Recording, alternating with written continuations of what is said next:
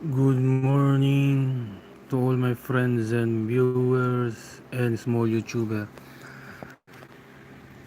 My topic is all about money, credit, and banking topic, exchange rates, policies of the LDC, and also the my last topic, the social responsibilities of financial management. Now, let's proceed to my topic, exchange rate policies of the LDC. One way of remembering the name of a certain country is through its national currency. The money of a country, it is a symbol and identity just like its flag. When we speak of the US dollar, we are referring to the United States. When we see a German mark, we remember Germany. When we hold a British pound, we know it is from Great Britain. These currencies serve not only a media of exchange but also as unit of account. That is, money is not only used as a means of buying goods and services, but also as means of measuring the values of goods and services which are expressed in the form of prices. Obviously, without money, it is difficult to determine to accurate values of a product. For instance, the price of a coconut is 3 pesos in the Philippines. That of a typewriter is $250 in the United States, or that of car it is um, 5,000 in Great Britain. A Filipino can purchase goods and services with his Philippines peso in his own country. But if its goods and services are to be traded in the international market, an international payment system is needed, such as system links together monies of various countries. This is the exchange rate, which is the price of the currency expressed in terms of other currency. Exchange rates are determined by market forces and demand and supply, unless the central bank directly interferes in manipulating such forces. For example, if the Philippines demand for the US dollars is greater than its supply of said foreign currency, then the exchange rate increases. It also means that the value of dollars has increased while that the peso has decreased. The choice of an appropriate exchange rate policy by the central banks depends on the economic condition of our country. Such choice is very vital because it directly affects our monetary stability, balance of payment,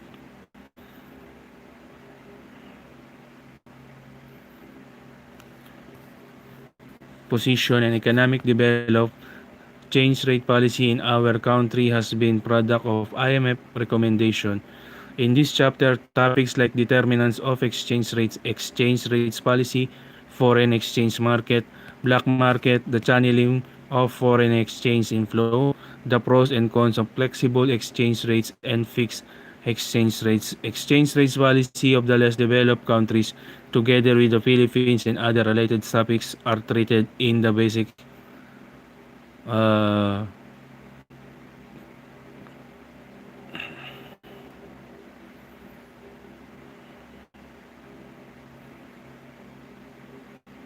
substance. Exchange rate.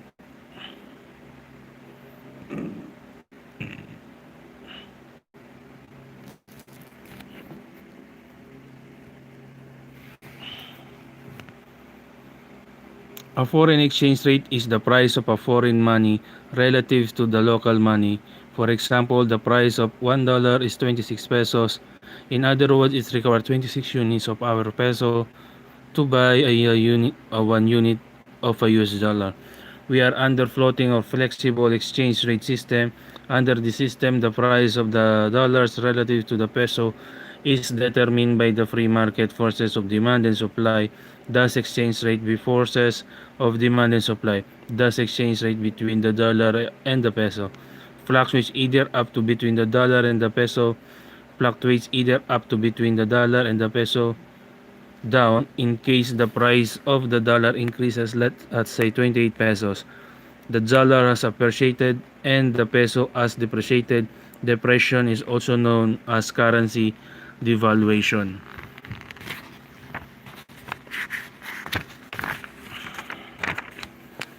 Strictly speaking, however, devaluation refers to the increase of price of gold relatively to a currency. For example, 1 ounce of gold is a value of $50.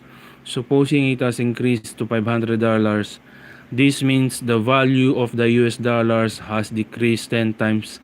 This is what we call devaluation of the dollars.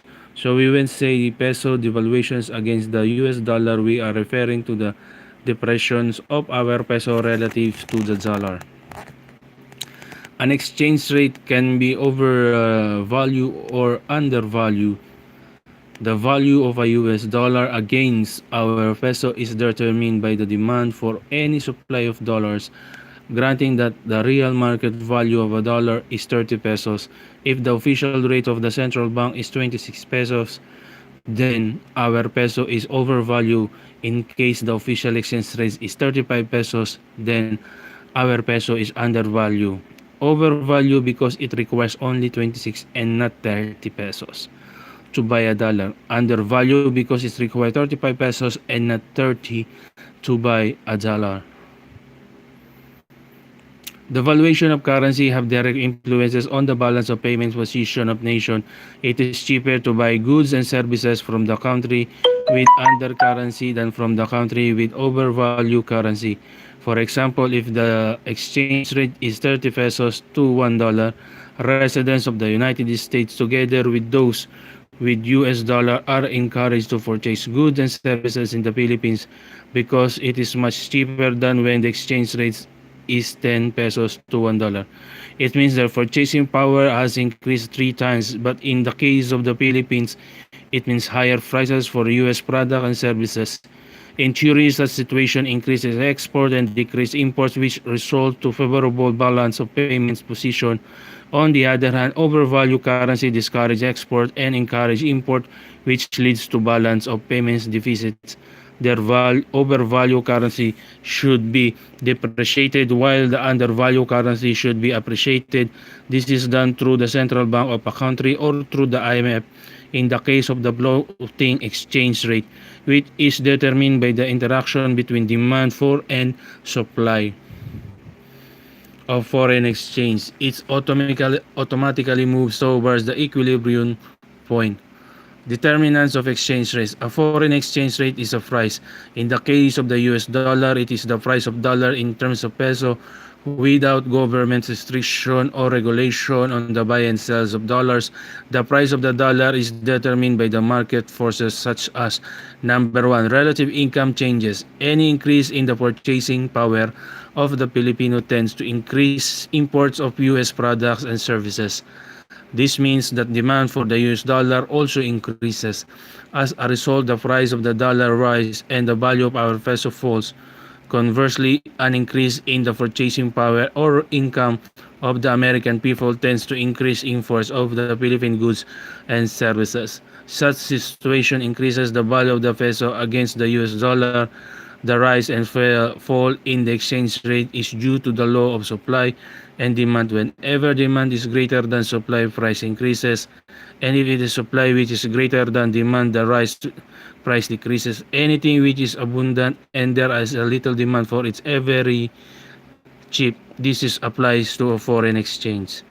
2. Relative price changes. In case price of goods and services are much higher in the Philippines than in the United States, Filipino are inclined to buy from the United States because of lower prices. This results to a greater demand for US dollar and so the exchange rate is greater demand for US dollars and so the exchange rate of the dollars increases. On the other hand, the value of the peso falls if it is the Philippines which has the cheaper price of goods and services, then there is an increase of the demand for the Philippines goods and services. This increases the supply of dollars in the country, thus the dollar falls and the pesos appreciate.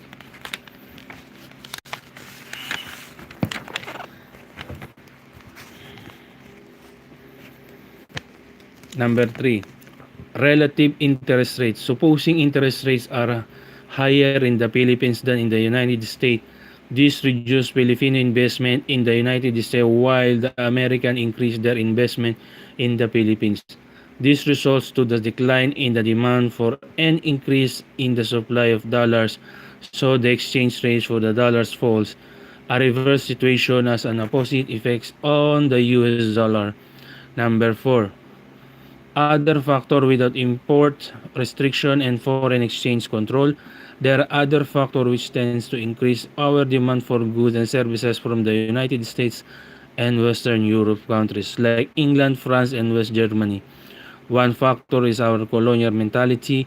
We love American and European business stamp foreign trademarks on goods made in the Philippines. For example, shoes actually made in Marikina are marked made in Italy. Not a few dresses sold in Hong Kong are actually tailored in Baclaran or Taytay. Another factor is the state of our economic development. We are still putting up many our social economic growth. So we have the important design components like machine, industrial raw materials, and technologies such imports require of course more dollars, which means an increase in the demand for such foreign currency. Consequently, the value of the pesos against the dollars depreciate. Exchange rates policy. Many of less developed countries has been experiencing balance of payments difficulty. Even some rich countries have suffered similar problem. In the case of the United States, it is undergone several years of balance of payments deficits due to its huge military expenditure and financial assistance to the other countries. In the case of Japan, it has enjoyed tremendous surpluses and the balance of payment. This has triggered several complaints from the United States and other trading nations because of their balance of trade deficits with Japan. They told Japan to increase the value of its yen because it is undervalued. A country with undervalued currency is a cheap market. Thus, many Americans like to buy goods and services in Japan. In response to the clamor of the United States, the Prime Minister of Japan has appealed to the Japanese people to buy more goods and services from the United States and other countries. However, the Japanese seems to love their own products and services. This is one of their values which made their country prosperous. A country with a persistent balance of payments deficit could maintain the official rates of exchange by using its international reverse, gold, US dollar, SDR, British pound. If these are not enough, it has to borrow from the World Bank, International Monetary Fund, rich country, and private international financial institution. In addition, it has to restrict imports by means of tariffs, quotas, and dollars allocation.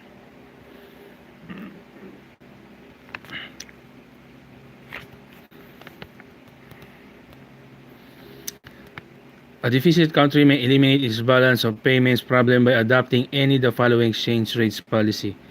1.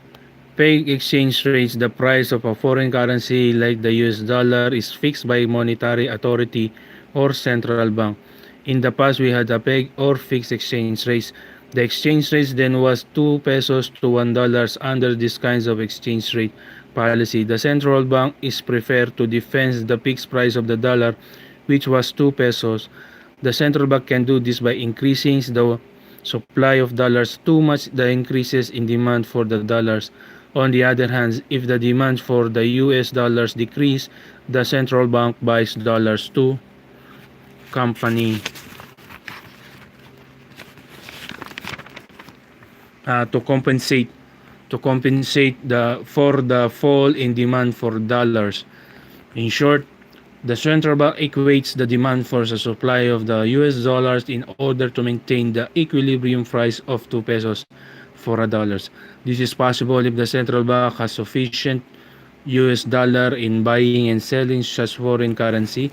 2.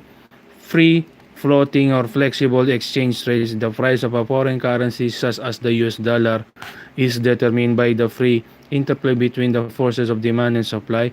When demand for dollars is greater than the supply of dollars, the price of the dollars increases. If the supply of dollars is greater than the demand for dollars, the price of the dollars decreases. The central bank does not interfere in the markets dealing with the demand for an end supply of dollars. Under exchange rates policy, the price of the dollars fluctuates upward or downward depending on the demand for a supply of dollars. Aside from the Philippines, there are many other countries that maintains a floating rate system such as the United States, United Kingdom, Japan, Argentina, Lebanon, Israel, Australia, Mexico, Spain, India, Thailand, Pakistan, Sri Lanka, and Korea. 3. Manage floating exchange rate. The exchange rates are also the result of the demand and supply forces. The central banks intervenes, however, in the demand for and supply of foreign currency. They smooth of disorderly or erratic fluctuation of exchange rate. We have a clean float and dirty float. The former is one at which the monetary authorities of a country interfere in the foreign exchange market only for the purpose of maintaining orderly trading condition. In the case of the dirty float is one of which the monetary authorities intervene to achieve objectives over the maintenance or orderly trading condition. A dirty float is a synonymous with a managed float to avoid erratic or abrupt fluctuation in the exchange rates. The central banks of a country engage in the buy and sell of foreign currency like the US dollar. For instance, to prevent a big fall in the prices of the US dollar due to oversupply, the central bank can buy the surplus dollar. If the value of the dollar is extremely low, it would not be favorable to exporter of goods and services. Foreign exchange market. The foreign exchange market is made of the commercial banks operating in the country. All the members of the Banker Association of the Philippines, in addition, authorized foreign exchange dealers like hotel, restaurants, tourist shops, travel agency, rural banks, etc. participate in the foreign exchange market. The Central Bank Philippines, as provided for in Section 85, the Central Bank account requires the banks to report the volume of and compensation of their purchases and sales goal of and foreign exchange each day, and must furnish such additional information with reference to the movements in their accounts in foreign currency. The Monetary Board of the Central Bank may also require other person and entities to report to it currently all transaction or operation in gold in any shape or form and in foreign exchange. The central bank intervenes in the foreign exchange through one of the government-owned commercial banks. Purchase and sales and of foreign exchange are conducted of the foreign exchange trading central from 8:30 uh, from 8:30 to 9 in the morning of every banking day. All purchases and sales of foreign exchange among member banks, whether spot or forward, are posted of trading board. Bids and offer and receive for posting or on board are not allowed. After the 25 minutes of trading session, withdrawals of bids and offer already posted on the withdrawals of bids and offers already posted on the board are not allowed after 25 minutes. The last 5 minutes of each sessions are devoted to the finalization and perfection of the bids and offer posted on the trading board.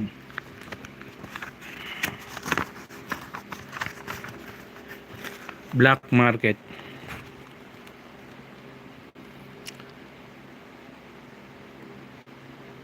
Participants in the black market are numerous. They are operate in all parts of the country. Most of them are visible in Avenida Escolta and the Central Post Office. The rest are located in every big town and city. Their purchases and sales of US dollars do not pass through the official banking channels. This means their foreign exchange receipts are not reported to the central bank. The supply of black market dollars is made up largely of inward remittances of foreign exchange through the non-banking channels and foreign exchange leakage arising from inaccurate valuation of foreign trade transaction.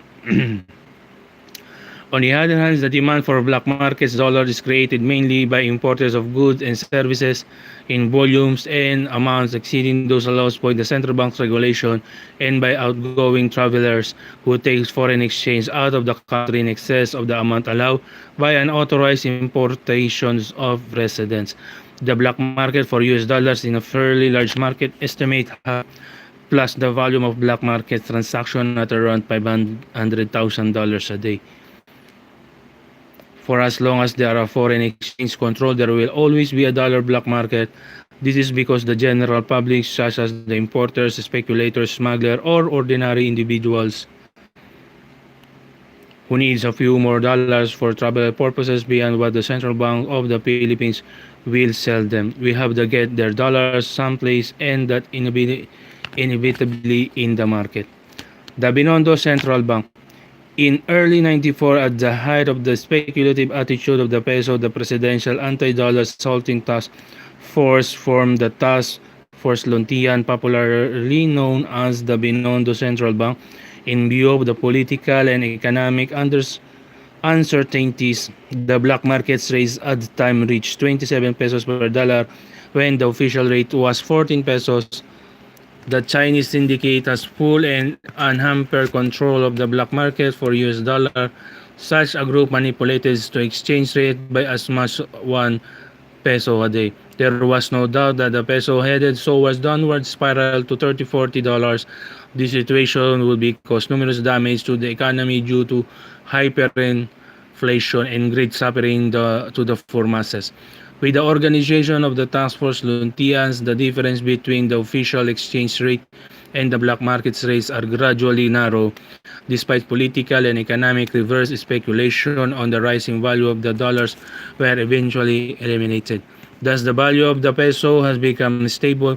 Its value have smoothly fluctuated around 20 pesos per dollar. The Task Force Luntian or Binondo Central Bank has contributed $400 million to the Central Bank of the Philippines.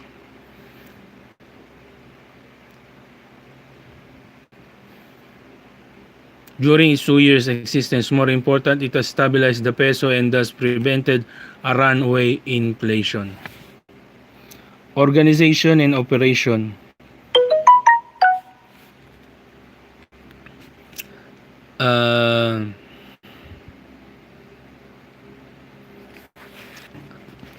Under a political economic uncertainty, the black market rate is much higher than the official exchange rate. This is because the demand for dollars from the general public exceed the ability of official sources to satisfy such demand. Ensures demand is greater than supply, which makes the price of the dollars higher relative to the peso. During such periods, the gap between the official exchange rate and the black market rate widens.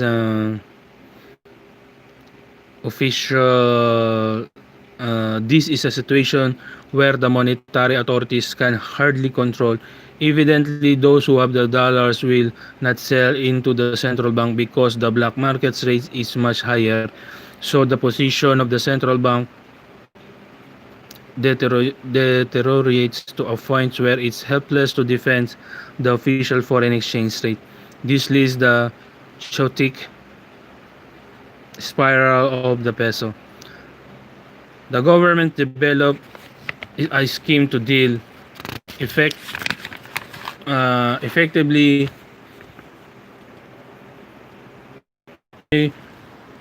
many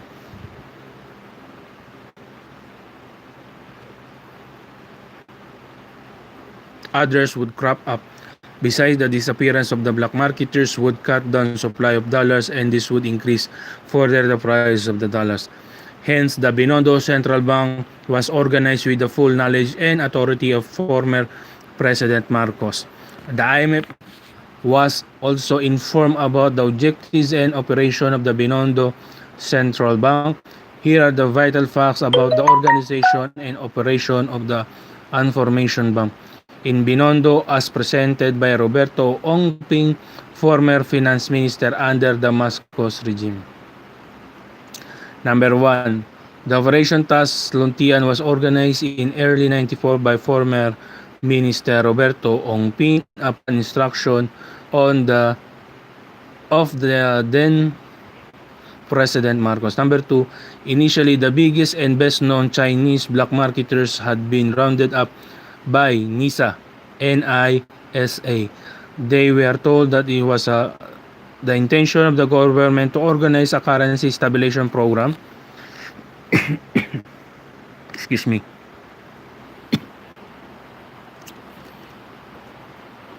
The Chinese black marketers would be permitted to continue their operation and keep their profits for their operation, provided they cooperate with the government by buying and selling foreign exchange at government dictated rates. 3. Originally, there were 8 Chinese participants. They were organized into corporations to which they contributed a total capital approximately 100 million. This capital was handled and operated by the Chinese participants themselves, and no money was ever contributed by the government. 4. Mga kaibigan, to all my friends and viewers, ang lakas po ng ulan ngayong umaga. So hindi ko alam kung mayroong bagyo. Pero okay lang po yan kung umuulan. Each participant was authorized to have his own network of buying outlets. In total, there were more than 100 authorized outlets all over the country. Every day, the outlets was advanced pesos by the corporation as capital for their dollars buying operation. 5. The dollars were purchased by the buying outlets from the public tourists, families of overseas workers, and U.S. military personnel from Clark and Subic. 6. Security for the operation was provided by NISA, a member of Task Force. Former General Fabian Ber was overall in charge of security operation. He receives together with security staff the sum of 70,000 per week to cover the expenses of NISA in providing security to the operation of the Binondo Central Bank.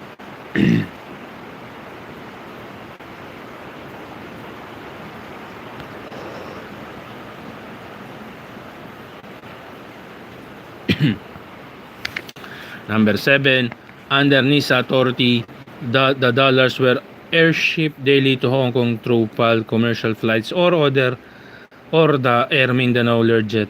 Upon arrival in Hong Kong, the dollars were deposited in Hong Kong banks for subsequent sales and as TTs, telegraphic transfer to Philippine exporter and the general public who were unable to obtain dollars through official banking channel.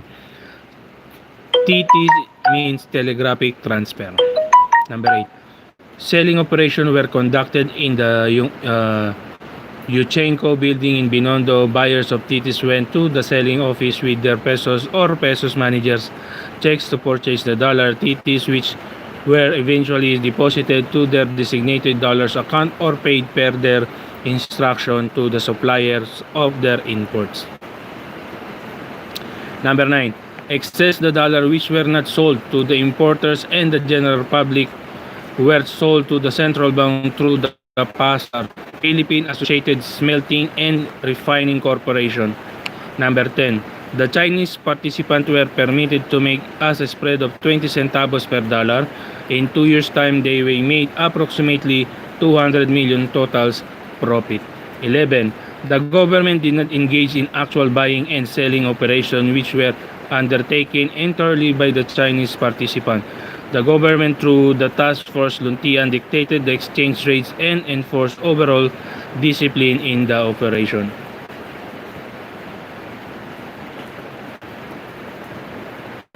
On the other hand, the task force of the new regime claimed that PASAR, a government subsidiary, illegally used $743 million in the operation of the Binondo Central Bank. It was also alleged the ex-General Fabian Ber and ex-Assemblyman Arturo Pacificador were among the top beneficiaries of such dollar market.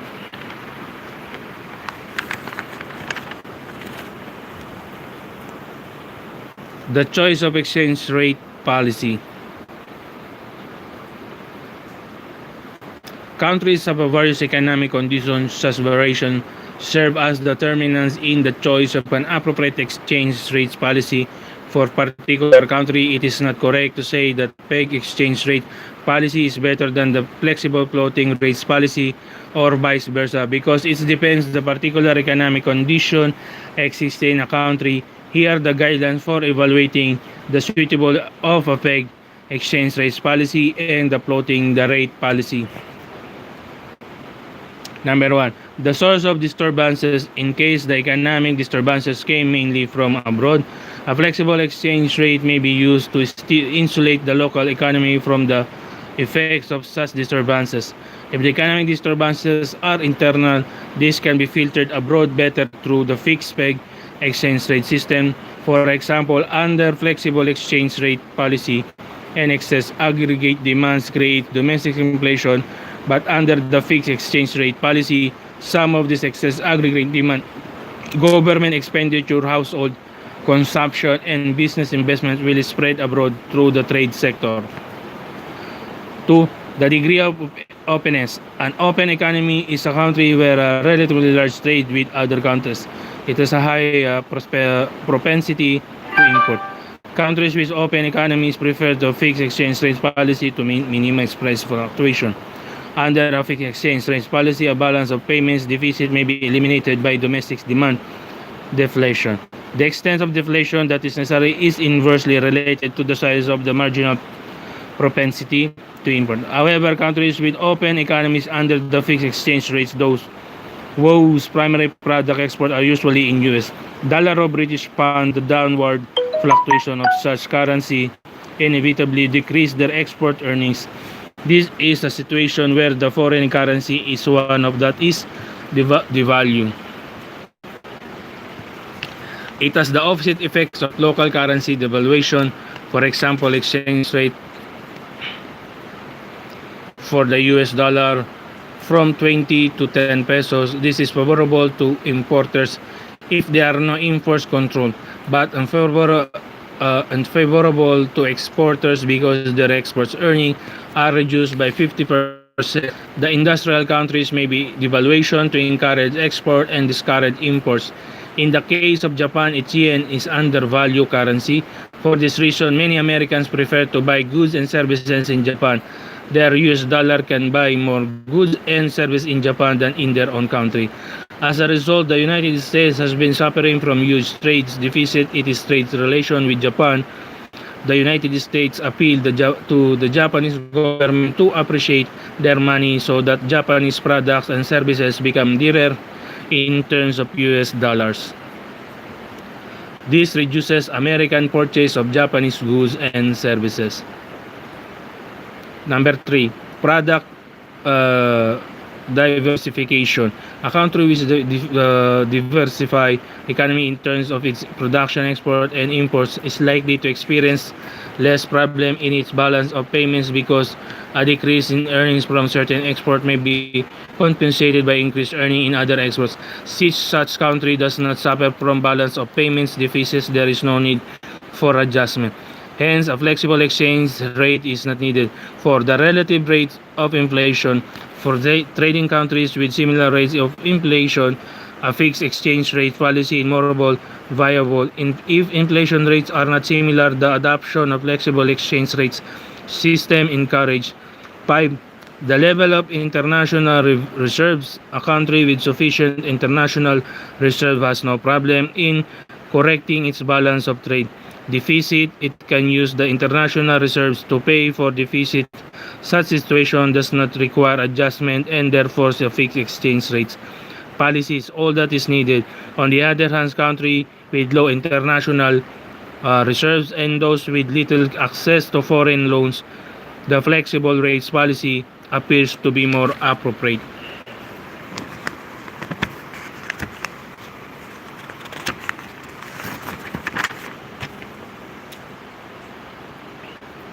Six, trade elasticity. If the price elasticity of demand for export and import is low and the price elasticity of supply of exports is likewise low, flexible exchange rate system is not effective in improving the balance of payments position.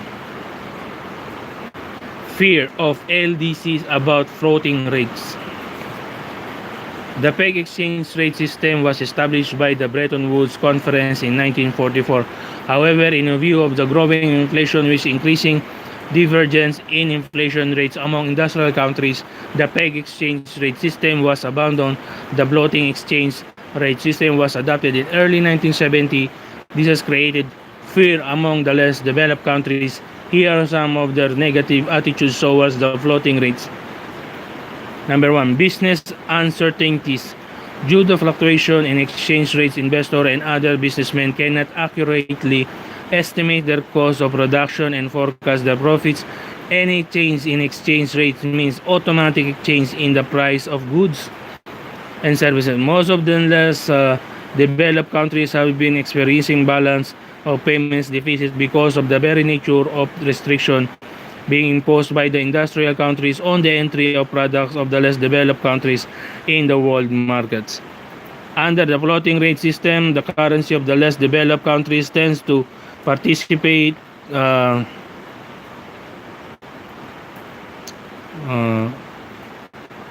to depreciate against the currency of the highly developed countries. This means the higher price for goods and services for producer. Such situation does not favor producer or businessmen. Higher cost of production entail more capital and less profit. To the consumer, higher prices reduce their quantity demanded for goods and services. Obviously, such market situation is not conducive to businessmen.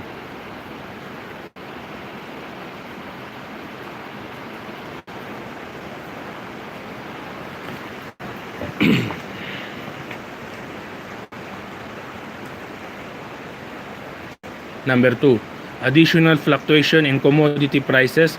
There is a fear among the less developed countries that the price of their products are more vulnerable to external disturbances and they are likely to have weak control over domestic money supply.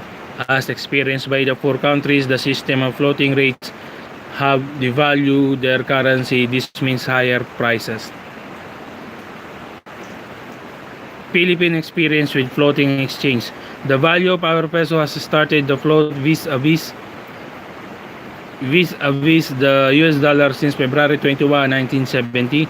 It was de facto devaluation of our currency because the exchange rates increased from 3.90 pesos, 3 pesos, 3 and 90 pesos, 3 pesos and 90 centavos to 6 pesos per dollar. This was not the first devaluation for our peso. It was devalued in 1962 during the first time of Macapagal administration from 2 pesos to 3 pesos and 90 centavos. The value of the peso had been determined by the free market and then pegged to 3 pesos and 90 in 1965. In view of the worsening monetary problems, there were a situation of peso devaluation even for 1970s. Somehow monetary authorities denied this end and even opposed devaluation, but the unpleasant decision of de facto devaluation was made on February 21, 1970 by then Central Bank Governor Gregorio Licaros. Such decision raised loud howl and strong criticism from the consumer, manufacturer, industrial, and other business groups. CB Governor Licaros has the unpleasant task in justifying de facto devaluation of our currency. He featured the dismissal and serious condition of the economy. Number 1, 190 pesos foreign loans and other amounts were falling due.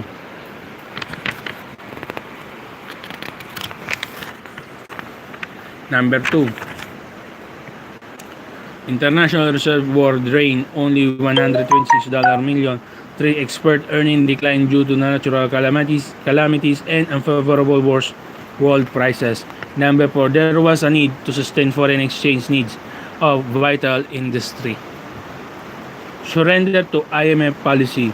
The CBP governors had a big problem of bridging the gap between the lack of dollars in the face of maturing foreign debts of the requirements of essential imports. Since the problem could not be funded by internal sources, monetary authorities traveled far and wide in scouting for foreign loans. They even reached Norway to borrow $50 million, but no loans were granted to the Philippines. to the last option was to adopt floating exchange rates policy as a condition for the release of IMF loan. The adoption of the IMF policy resulted to the following: number 1, extension of maturing foreign loans. 2, consortium of US banks granted 120 million loans to the country. 3, Japan gave the Philippines $50 million standby credit. IMF granted 27.5 million for our third credit tranche. The aforementioned result introduced a breathing spell into our economy.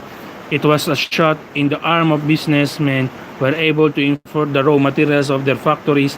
Thus, massive unemployment was avoided. On the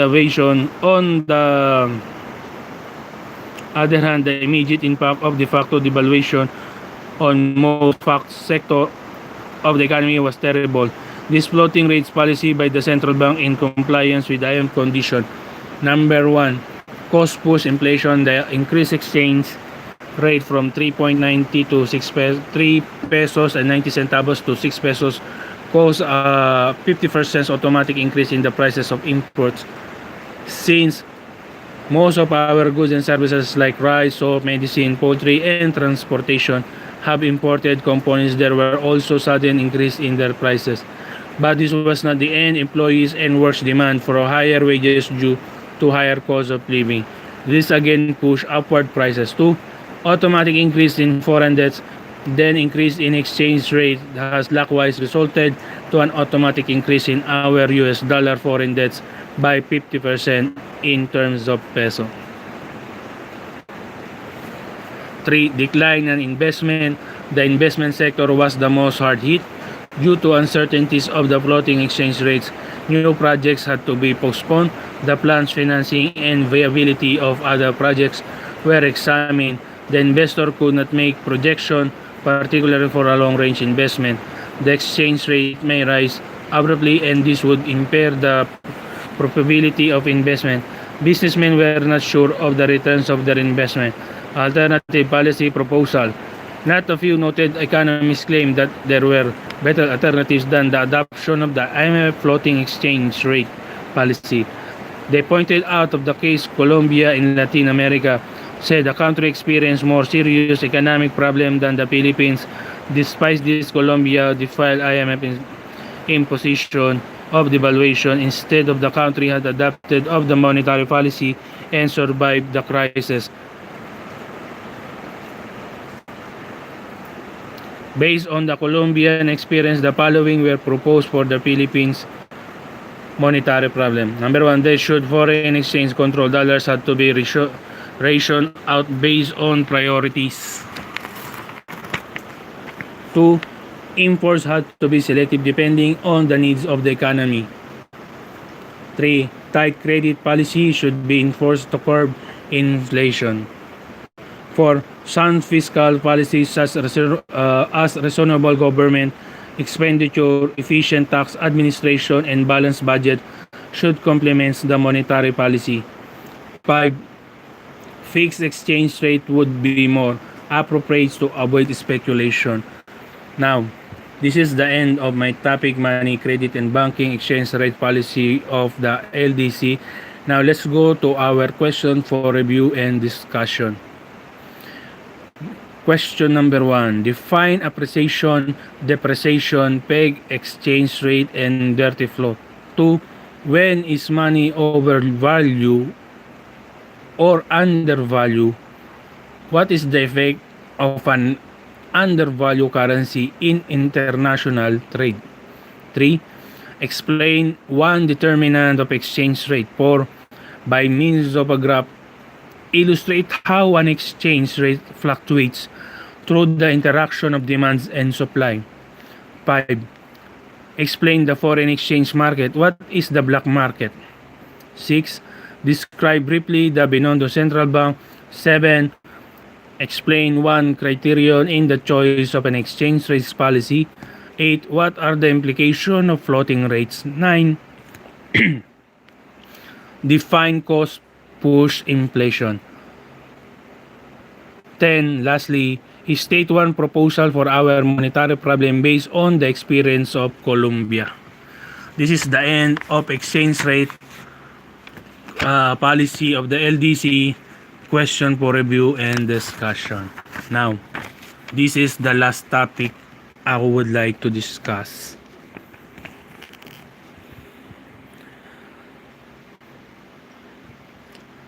My last topic is all about my topic. The title is the social responsibility of financial management. Society is composed of many and varied organizations and institutions. Its strength, harmony, and stability greatly depend on the productive and meaningful contribution of its components. However, it is only a small segment of society in developing and others are not. Then is a lead into decadence of disintegration. This is the kind of society which does not endure, a society that destroys itself through its rotten parts. The progress of the society is usually measured by the number of big houses, tall buildings, superhighways, sleek cars, elegant clothes, and other monumental materials growth. The rich parade their affluence through conspicuous consumption. The more servant cars, houses, and social parties they have, the higher is their social status. Veblen, author of the theory of the leisure class, said, "The sign of success is lavish expenditure which satisfy no real need, but it is a mark of prestige, fine clothing in which could not do any manual labor, be well wife, rich food of or useless learning constitutes conspicuous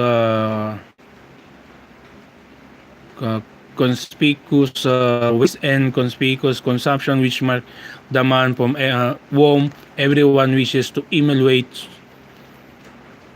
Such aforementioned prosperity of society can be real if its income and wealth are fairly distributed among the members of society.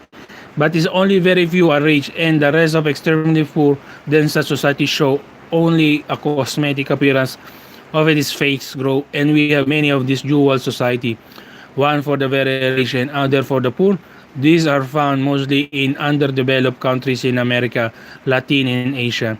Could the financial or credit system do something to minimize economic and social inequalities? What is social responsibility towards the poor? This chapter represents the early beginnings of social responsibility, the exploitation of the workers during industrial revolutions, the concept and rationale of social responsibility, code of business ethic in the Philippines, and the like.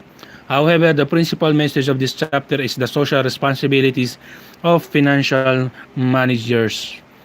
A showcase of excellent social responsibility has been explained. Early beginnings of social responsibility.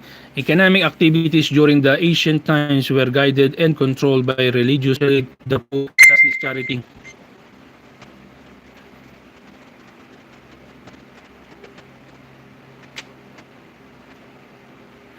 and mercy were stressed in economic relationship.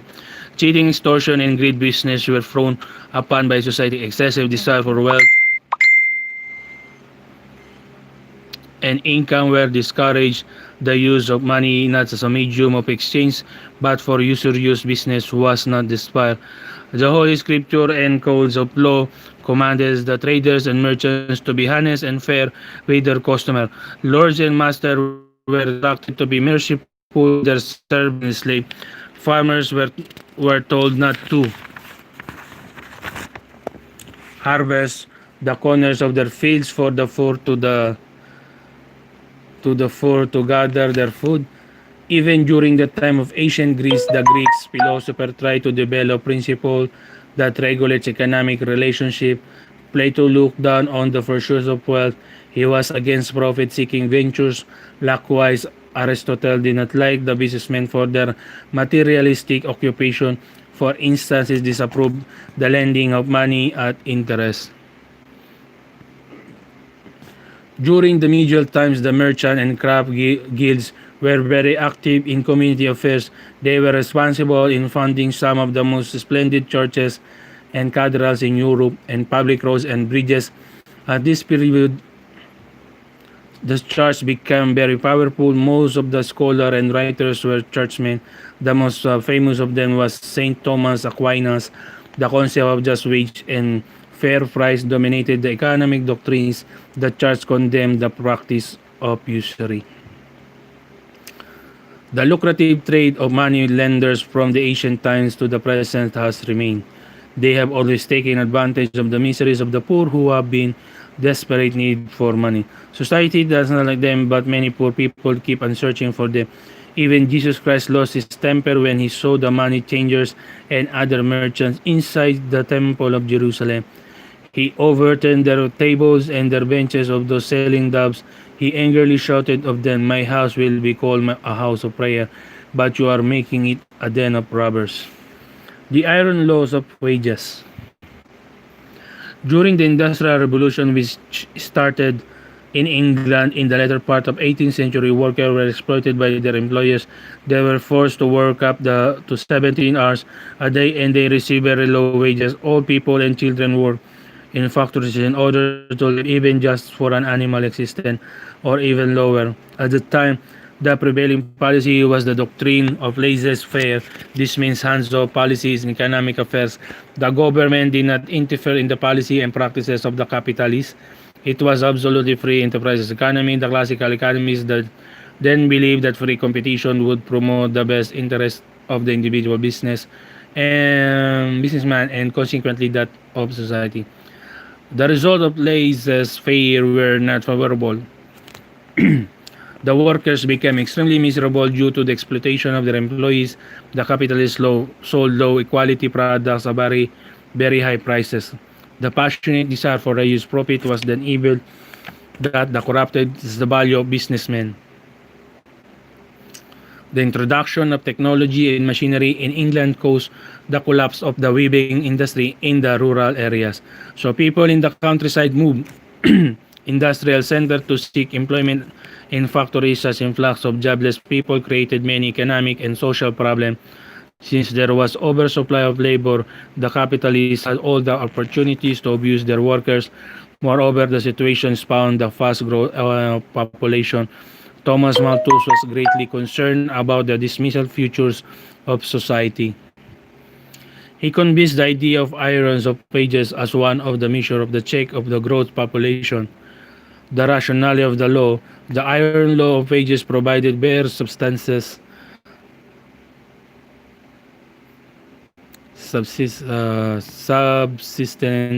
wage to the workers, a wages enough for them to live.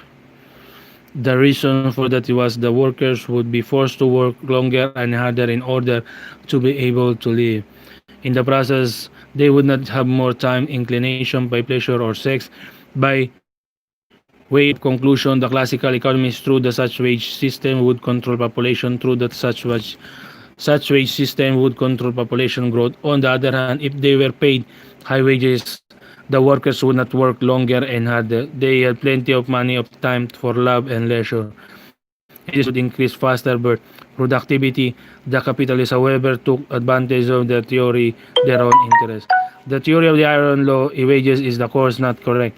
As a matter of fact, the workers tends to the work longer and harder when wages are high. Good pay is still one of the best incentives in motivating workers to their jobs. Properly when wages are highly to become more efficient in their work. Regarding the relationship of population's growth and wage, it has been observed that the poor have more children than the rich, and yet the latter have more time and money for pleasure. This can be said the oppressive iron law of wages is without basis, in only favor of the capitalists who wanted to accumulate more and more wealth at the expense of their workers and their customers. The social reform of Owen. Robert Owen was one of the most remarkable men developed by the incidents of the Industrial Revolution. He was born in North Wales, quit school at the age of 9, and started working as a shop boy at the age of 10. He borrowed 500 euro from his father as a small business and put it up own business as cotton spinner at 19. He became very successful in business. Before he reached the age of 30, he had purchased the new Lanark cotton mills. In Scotland, he became the manager. The new Lanark cotton mills has 2,000 workers. 500 of them were children from 5 to 12 years old. The rest of the workers were mostly women. Owen was shocked when he saw the working condition of his newly bow mills. Many of the women and children were poorly clothed, house and house. They were underfed and paid were low wages, and they were forced to work until they were completely exhausted. Such inhuman working conditions pricked conscience of Owen. So implemented the following: reduce working hours from 17 hours to 10 and 3/4 hours a day and raise wages. Next, built model housing units for the factory workers. Next, provided adults education for the factory workers and the members of the community. Next, organized infant school for free education. All children below 10 years old were not allowed to work and were placed in said school. Next, open a company store to provide nourishing food and decent clothing for the workers at low prices. Next, set up insurance fund for the workers. Next, provided recreation facilities for the workers. Conducted community beautification contest. In view of the social economic programs of Owen, the community of New Lanark become a modern industrial village in Great Britain. Poverty, disease, and hopelessness disappear in the community. Not a few distinguished persons visited New Lanark to see miracle, but there was no other factory owner or manager emulated this good example. Indeed, self-interest and no level have every strong influence and then no in the values of men. Nonetheless, the crusade of Robert Owens, the social reform was not in vain. After his death, cooperative society grew and developed in Europe. Such cooperatives were organized by poor workers, consumers, farmers, and producers who had been inspired by the techniques and example of Owen. Succeeding generation have honored the man as the father of corporation. He is also called father of socialism. Karl Marx and the capitalists. Many of the classical economists led by Adam Smith consider labor as the only real factor of production. Hence, they equated the value of price as product with the labor cost. The natural price of any commodity was based on the cost of the labor that produced it. For instance, if it takes 1 day to catch a wild rooster and 2 days to catch a wild pig, then the price of the pig is twice that of the rooster. Karl Marx was socialist like Owen, but his economist ideas were derived from the classical theories. His theories of value is the same as those of the classical economists. The only difference is the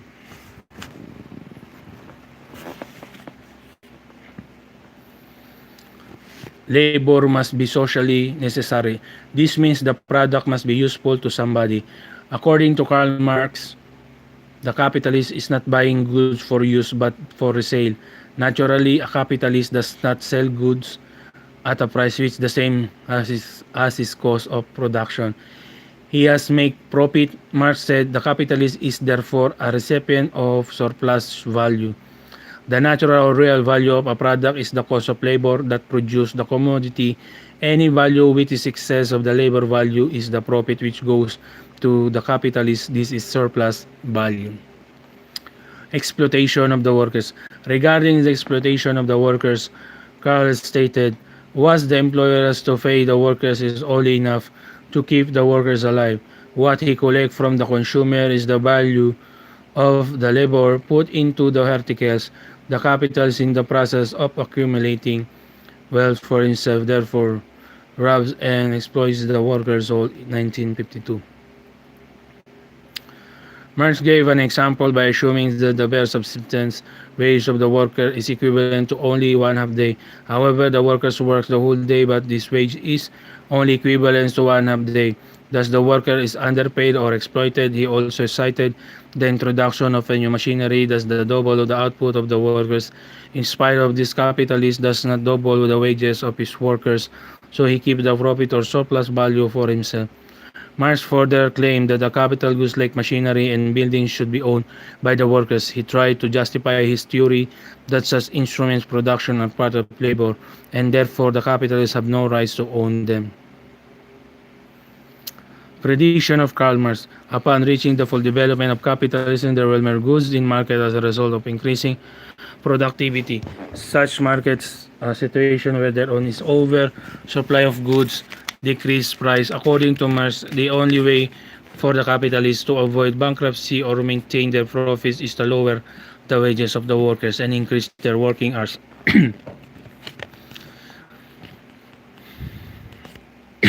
Excuse me.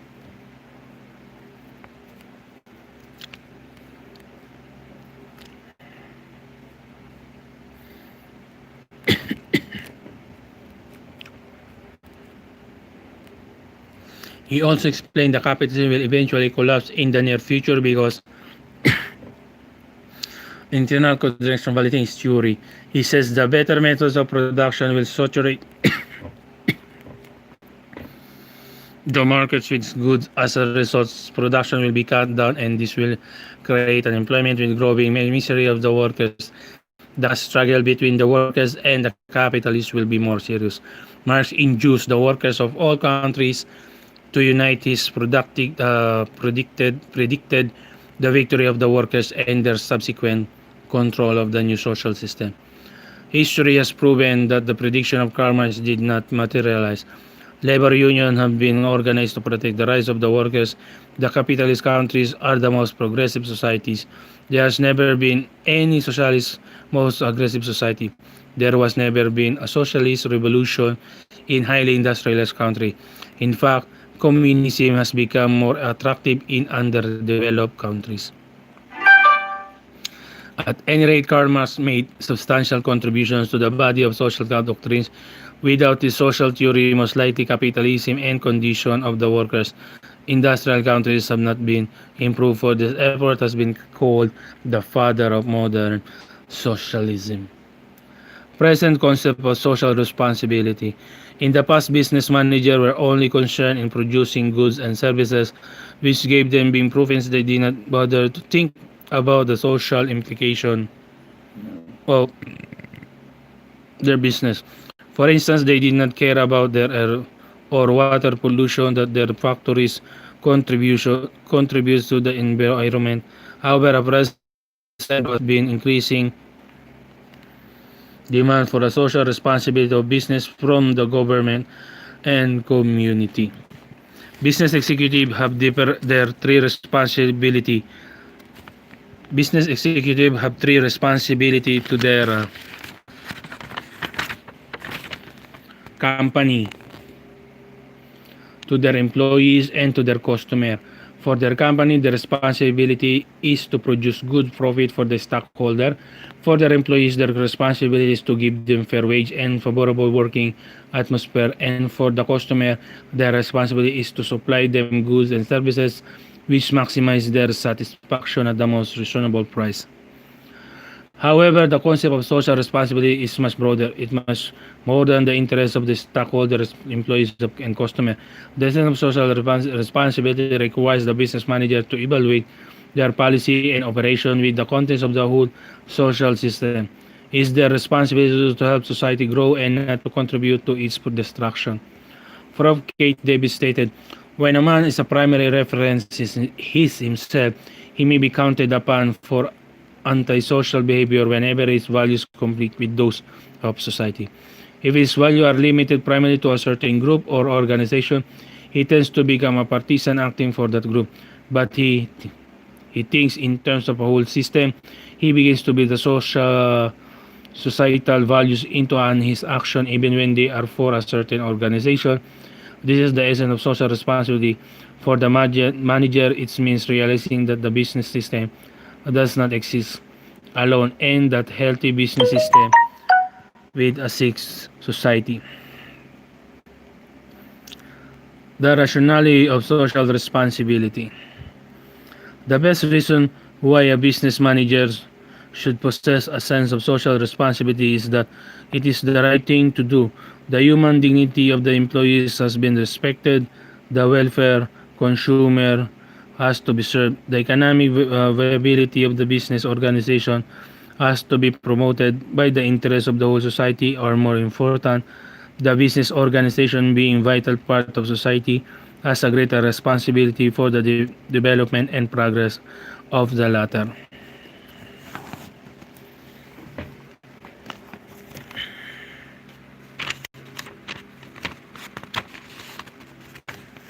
Managers should to see their policy and programs do not adversely affect the general interest of society. A business organization that general interest of society, a business organization cannot operate effectively in troubled society. Sooner or later, in existence will disappear. People who are contemplating as possible new investment or business expansion would not even dare to venture under such inhospitable social environment. The buying public has encountered unpleasant experience with business practice. For example, product or adulterated advertisement are not completely true wage practices. Another questionable operation of business or organization are political bribery, illegal gifts, and similar immoral incentive. Such bad business schemes should be stopped or minimized. The recapture the diminishing public confidence, and this is the responsibility of managers. Profiter Drucker stressed the most important responsibility of management. Management must be considered the impact every business policy and business action upon society. It has to consider whether the action is likely to promote the public goods, to advance the basic beliefs that our society, to contribute stability, strength, harmony. To make certain this assertion does harmony not remain lip service but becomes hard fact is the most important. The ultimate responsibility of managers, management to itself, to be enterprise, to our heritage, to our society, and to our way of life. Business organization and social problem. The profit factor in business is still essential element. Without it, no man will ever be a businessman. Profit motivates people do the business. Business organization will do not make profit in the long run will close their business. Profit maximization can only be attained if the firm is most efficient in its operation. This means it's hard reduced to minimum its cost of production. It is increases productivity to the maximum without the sacrificing the quality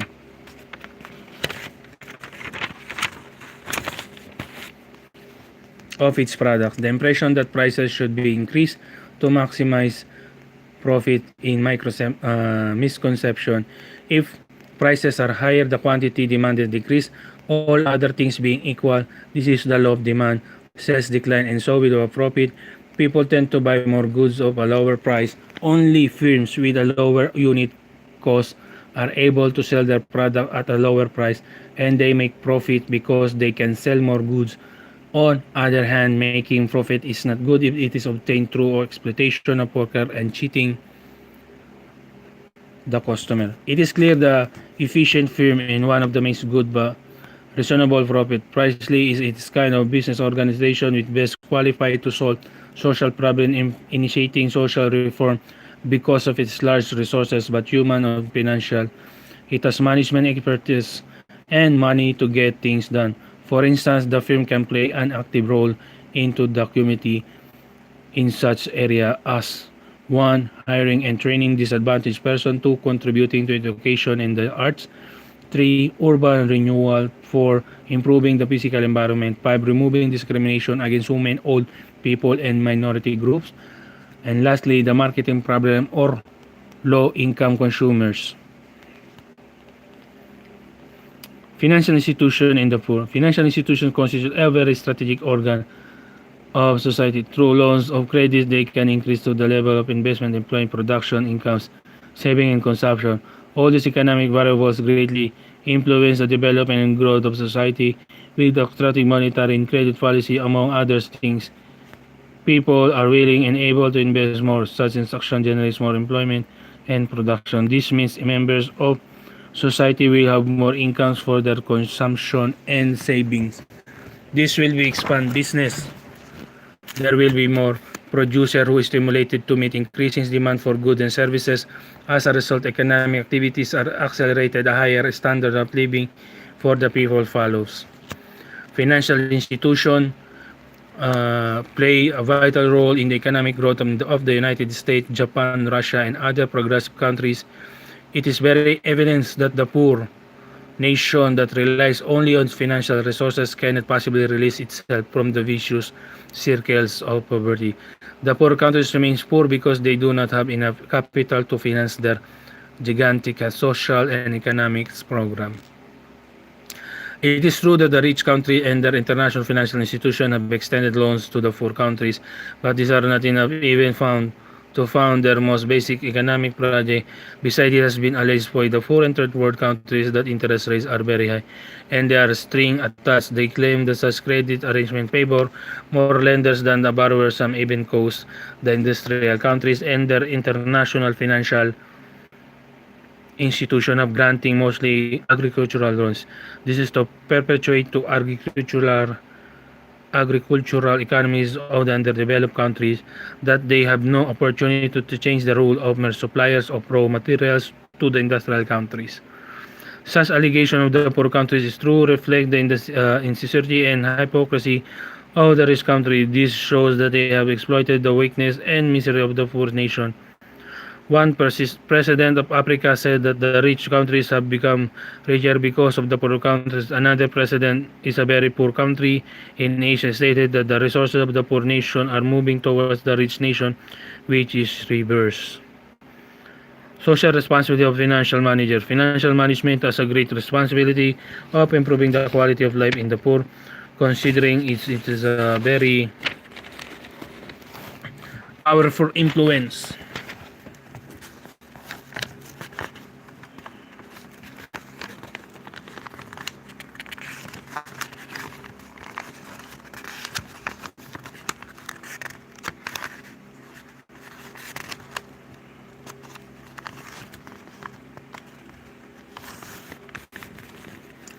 In shaping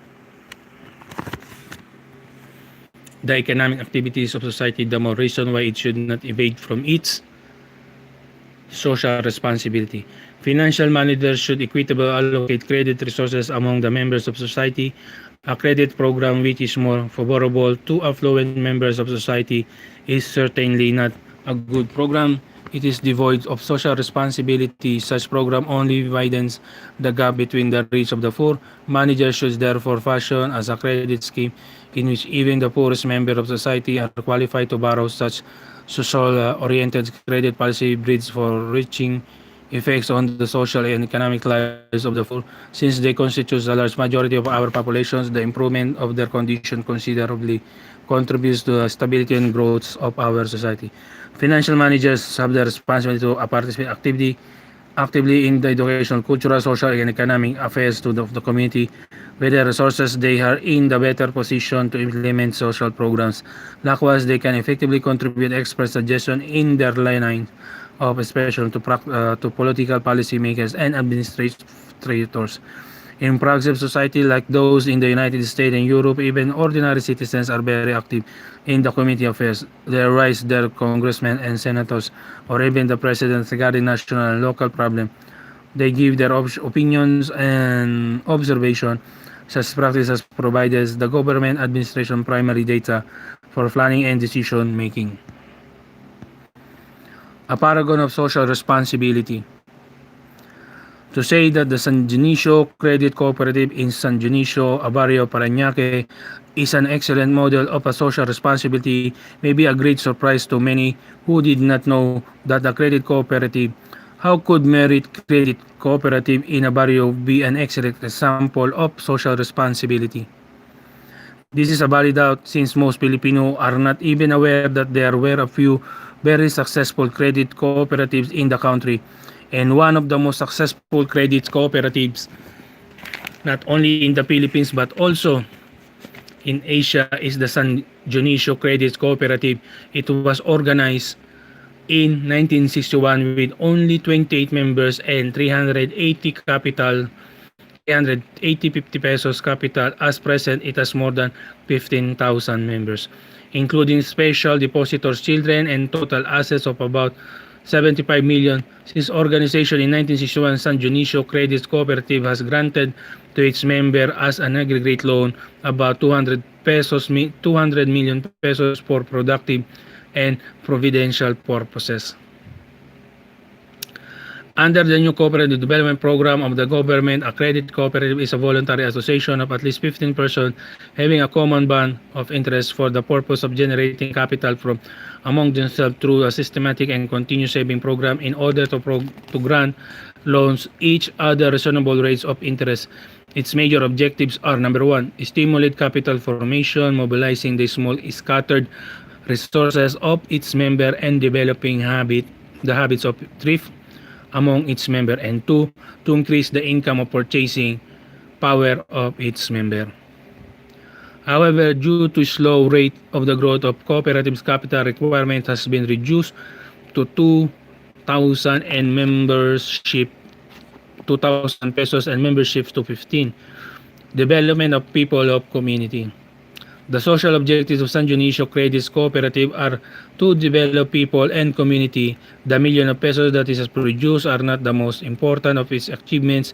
Its most significant accomplishment has been its successful infusion of positive social values into the development of its members and others in the community by means of continuous training program of the credit cooperative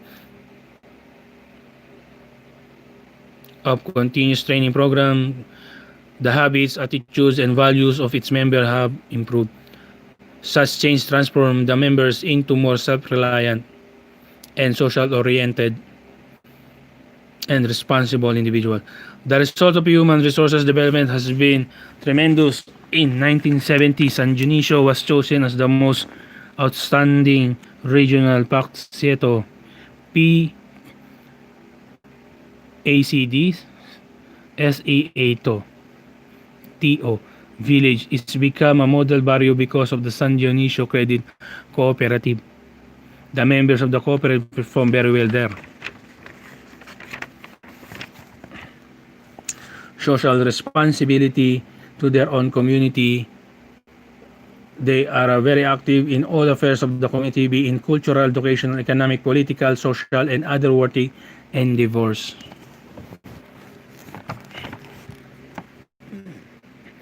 No one, or not even the organizers themselves, even dreamed the San Diego Dionisio Credit Cooperative would attain its present success and achievements prior to its organization in 1961.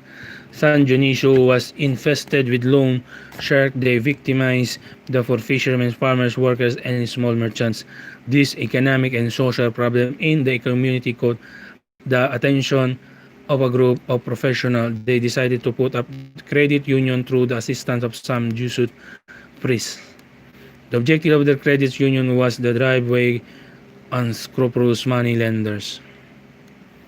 Only 28% now called the San Diego Dionisio. The San Dionisio pioneers joined the credit union. Most of the people in the community at the time did not like to become members. They had no trust in the organizer and they had no faith in the ability of the credit union. Their negative attitudes were based on the past experience with cooperative. Not a few treasurer or managers cooperative disappear together with the money of the members.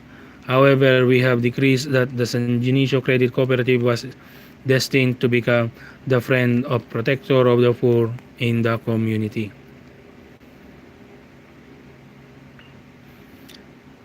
Socio-economic projects of SDCC. Before the existence of San Dionisio Credit Cooperative, men used the pedal tricycle on boundary basis. Today, they drive their own motorized tricycle. Their credit cooperative gave them the brand new tricycle on easy installment scheme. Many also acquired their own passenger jeeps through the help of the credit cooperative. Hundreds of small producers and merchants were able to expand their businesses. Many families were able to put up income-producing projects like piggery, poultry, etc. Poor students were able to obtain college, technical, and vocational education through the credit cooperative. For the basic needs of the members of the credit cooperative and the others to community, the cooperative organized buying club. It supply quality goods at a very reasonable price. Another social project of the credit cooperative is the mini housing project for the needs of the poor in the community. It has also modern medical dental clinic with X-ray and ECG. Aside from the project, Aside from said project, the San Dionisio Credit Cooperative has conducted hundreds of free seminars, workshops, and trainings in cooperative for its member, students of many school and social-oriented group. If the direct effects of all the projects of the credit cooperative are many, the linkage effects are enormous. Other people and communities have been benefited. For instance, a poor young man who finishes college through the cooperative does not only help himself, he can improve the lives of his future children. As a trained resource, he becomes a good asset of society. Social responsibility and the SDCC pioneers. In a country where it's a very difficult to organize and manage a true successful credit cooperative, the achievements of San Dionisio Credit Cooperative are phenomenal. Its fit is indeed very rare, especially in profit-seeking society. Many specialists and student cooperative in the country and from abroad visit the credit cooperative to stay its program and operation. What makes San Dionisio Credit Cooperative successful? That is the question. What is lack or competent management? Second question. Not a few business organizations fail. Despite competent management, a manager who lacks honesty and integrity is likely to be a failure even if he's a competent is in his job. The element of the luck in the success of a business organization is plausible factor, but luck is not stable and it's not always present as shown by experience. The pioneers, the first cooperative members of the San Dionisio Credit Cooperative were professional. Some were doctor, engineers, accountant, and commerce graduates. They were religious individuals. They loved their community.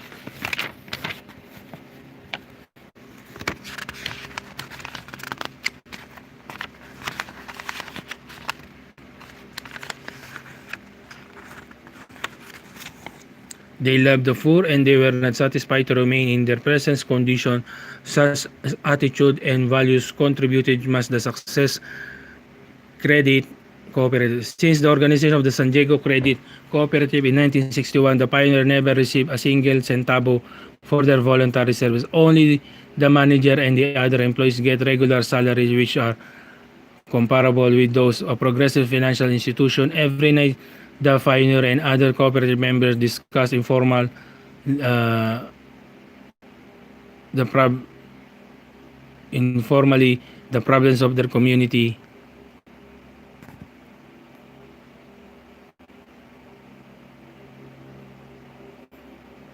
The pioneers did not only preach principle of cooperative in San Diego, but San Dionisio, but also in other communities of in school.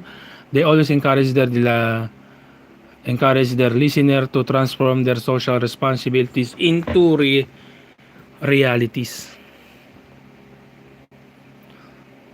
Dislike for more lucrative business. Today, the San Diego Credit Cooperative has several millions of capital to give more incomes or dividends to the members. Some suggests that the money of the cooperative should be invested in more profitable business, but the pioneer did not approve such idea.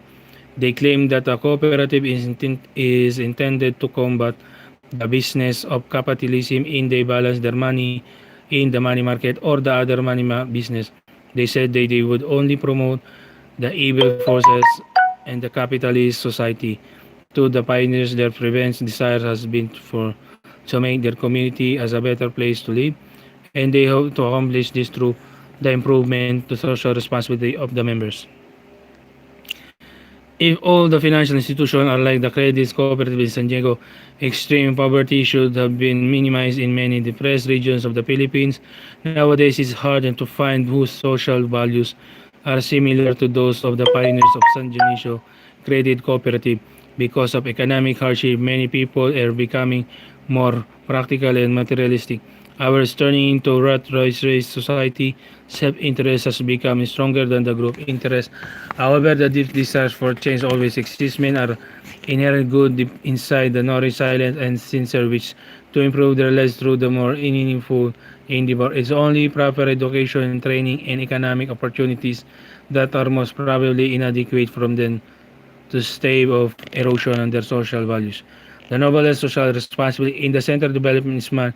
All reforms programs are projects and designed for its benefits. However, only very few of these were really successful. The reason is very simple. Man has not changed much. Its value and institution are not favorable to any development program. Giving land is tenant is not enough. He has to be taught on how to increase his crop productivity and how to manage his scarce resources. Lending money to foreign women is not responsibility. A more significant responsibility is to help use the credit productively and to improve his habit of expanding saving his money.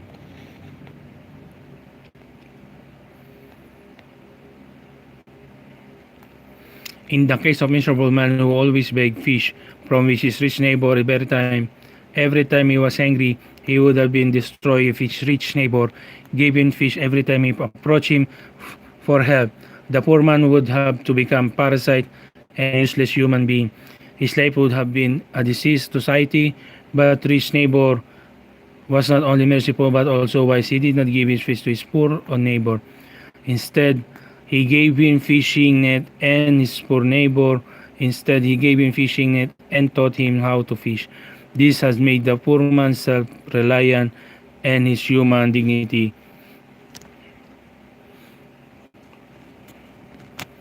has been restored, and he was no longer a mendicant to his rich neighbor and menace to no longer a society. Clear his development came from rich man who had done his social responsibility in the proper way. The development of people is the old noblest in the noblest of all social responsibility. People have the right values or the most important resource of society. Nation become great because the peoples are great. A society is corrupt because the members are corrupt. It is useless to put up a social project in its the community if those who plan and implemented it's a more concerned with their personal interest in the same manner. If the value of the beneficiary of said project are not favorable to development, then social project cannot be possibly be successful. It is therefore logical development people first. The true meaning of development is people development to Dr. M. Cody, architect of the famous antagonism movements, eloquently portray the development of people. We have no desire to remain of the beginning to create a nation of merely shopkeepers whose thoughts run only the grocery and dividends. We want our own men to walk into the sun, into the depth of the sea. We want them to explore the heart of the flower and the heart of fellow men. We want them to live to the love, to pray, to pay with all men who will be eager to explore all the avenues of life, obtain the perfection in all their facility. We want them to capacity to enjoy all the generous God and creative men have placed with desires all above. They will discover and develop their own capacity for creation. It is good to appreciate it. It is God-like to create. Like life for them shall not be termed merchandising, but in all terms they are good, beautiful, be in economic, political, social, cultural, or spiritual. They are the heirs of all the ages and all riches conceal all the findings of science and philosophy are theirs. All the creation of the arts of literature are for them. If they are wise, they will create the instruments to obtain them.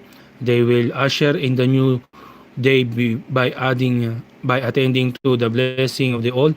They will use way they have to insecure they have not. This is the end of my topic. Money, credit, and banking, the social responsibility of financial management. Now let's proceed to the question for review and discussion about the social responsibility of financial management. Number one, define social responsibility. Two, what are the social responsibility of financial management? What are your social responsibility as a student? 3. Explain the success of the San Dionisio Credit Cooperative. What makes it different from other financial institutions? 4. What are the social responsibility of international financial institution? 5. What is the rationale of social responsibility? 6. State the iron law of wages. Are there employers who practice it in and present?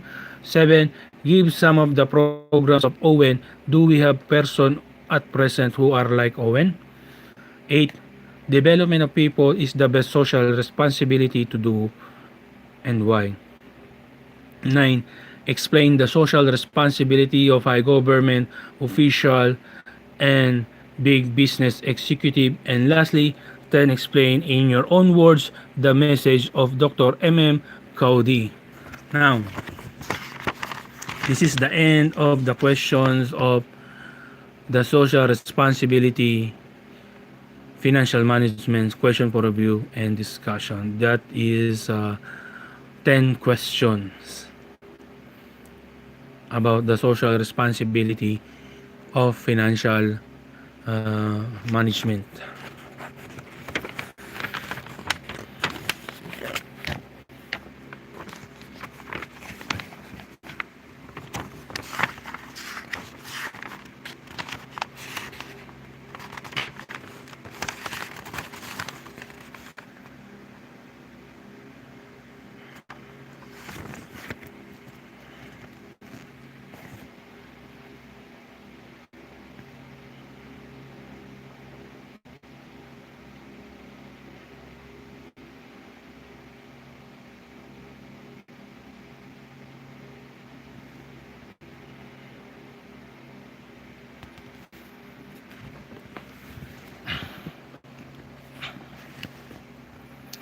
Now, let's go to the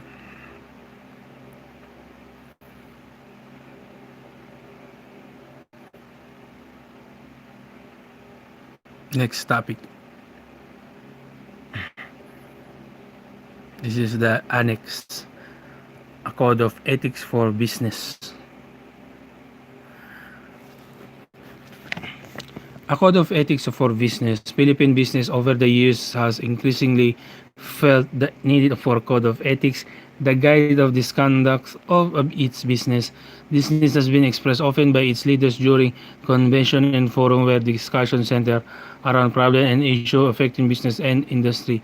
While respectable businessmen recognize profit as a legitimate stimulus and a prerequisite for growth, more and more have more come to realize the profit is not an end itself. Today, businessmen have added new dimensions to business. They see the business as a service, as a vehicle for social change that means for the true fulfillment of human development and the proper use of available resources. The Bishop Businessmen Conference for Human Development in its 1970 General Assembly called for formulation of code of ethics for Philippine business that would guide committed businessmen in the management of his business and against which he could question and measure his policy decision and operation with his firm and larger society. A code committee was organized. The committee was entrusted with the task of researching the latest thinking on social responsibility of business, existing code of ethics, other countries, and business philosophy expressed by the enlightened sectors of Philippines business and industry, and formulating a proposed code based on this research.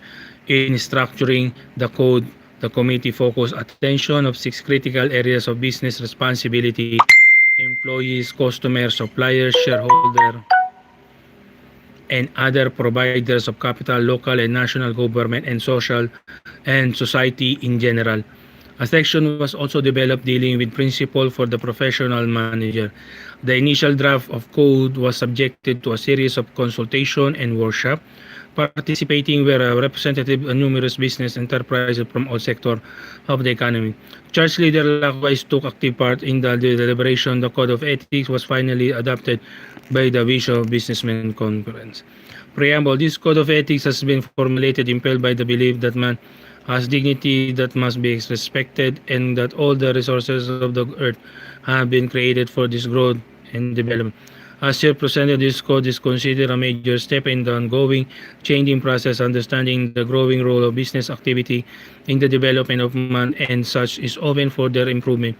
This code seeks to express systematically and coherent the principle of business practices accepted and professed by Philippine business entities apply this current and changing needs. It is the hope of this code will serve as general stimulus to renew and develop, amendment, exist standard, and individual entities will expand and adore it to the specific needs in their own organization.